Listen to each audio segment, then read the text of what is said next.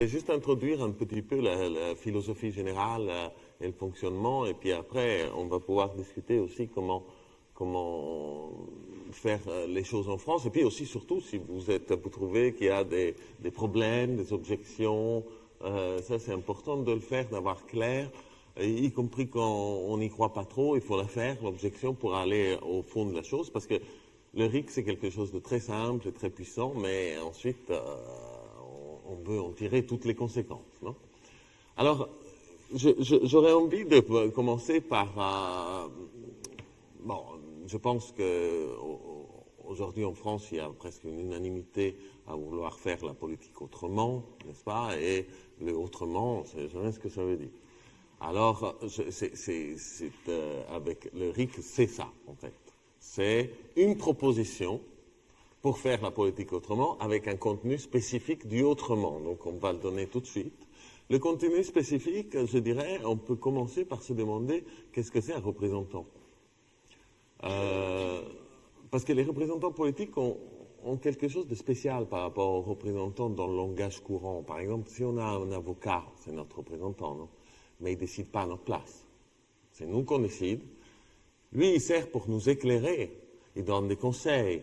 Souvent, ils sont des bons conseils. Mais à la fin, c'est nous qu'on décide. Vraiment, c'est ça, le représentant.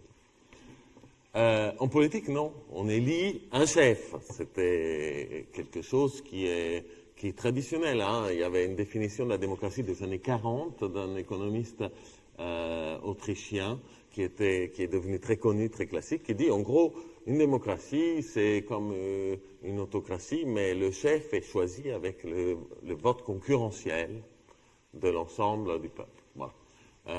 Il ne le disait pas comme critique, hein, mais comme une situation, voilà, tout à fait bien, et d'ailleurs même comme plutôt une qualité, parce qu'il vaut mieux voter que pas, si on doit choisir un chef.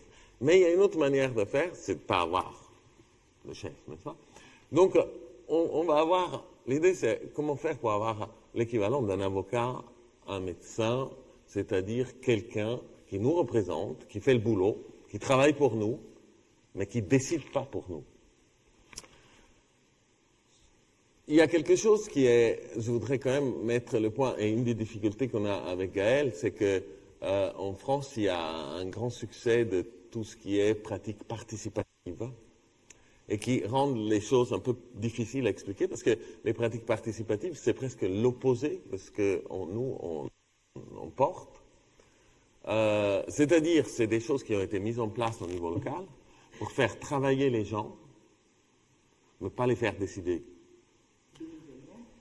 Ils travaillent bénévolement, non? On va dans une assemblée citoyenne, on discute beaucoup, puis après, au final, c'est le maire et l'équipe municipale qui a le dernier mot. Nous, c'est exactement l'inverse. Nous, on veut que c'est les élus qui travaillent, pas les citoyens. Mais par contre, les citoyens décident. C'est-à-dire qu'ici, le travail, ils ne sont pas satisfaits du travail de la proposition, ils puissent dire, nous, on ne veut pas ça. Et s'ils ne sont pas satisfaits que les élus ne proposent pas quelque chose qui est évident pour tous les autres citoyens, ben, qu'eux-mêmes puissent le faire. Alors, c'est important parce que quand cet aspect, et c'est important le rôle de l'élu là-dedans, parce que si on n'a pas d'élu, et on décide que tous les citoyens décident tout le temps, il y a un problème, c'est qu'on doit se voir régulièrement, et on a tous un boulot, n'est-ce pas? Et ceux qui viendront plus, décideront plus. Ça sera la dictature des gens qui ont le temps libre, c'est-à-dire des retraités et des profs. Or, l'idée, c'est éviter cette dictature. On veut avoir des gens qui travaillent là-dessus à temps plein et les citoyens qui puissent décider sans que ça leur coûte beaucoup. Simplement, qui décident souverainement. Alors, c'est pas mal, ça.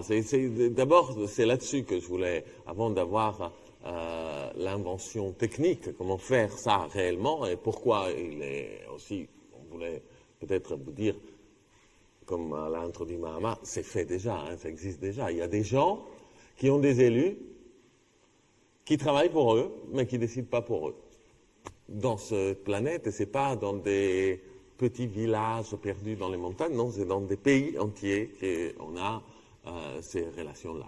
Vous pouvez imaginer, la relation d'ailleurs élu-représentant-représenté diffère totalement. En termes de, par exemple, quand on écrit un élu, on a une réponse.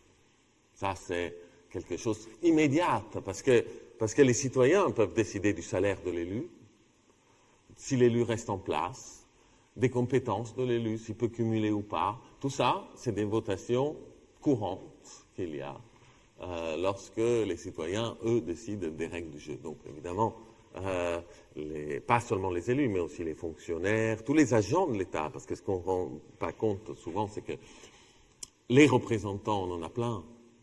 On a des représentants élus, mais on a aussi des représentants de l'État qui nous représentent, les policiers, les agents municipaux, etc. Et tous ces représentants-là, eh ben, c'est important qu'on ait tous conscience, nous et eux, enfin, je dis nous et eux, mais moi je suis parmi eux, puisque je suis un prof d'université, que c'est des représentants au service de la population. Au service, ça ne veut pas dire qu'on choisit d'être au service, ça veut dire que la population peut directement choisir comment on est à leur service et si on les sert bien ou non. Voilà.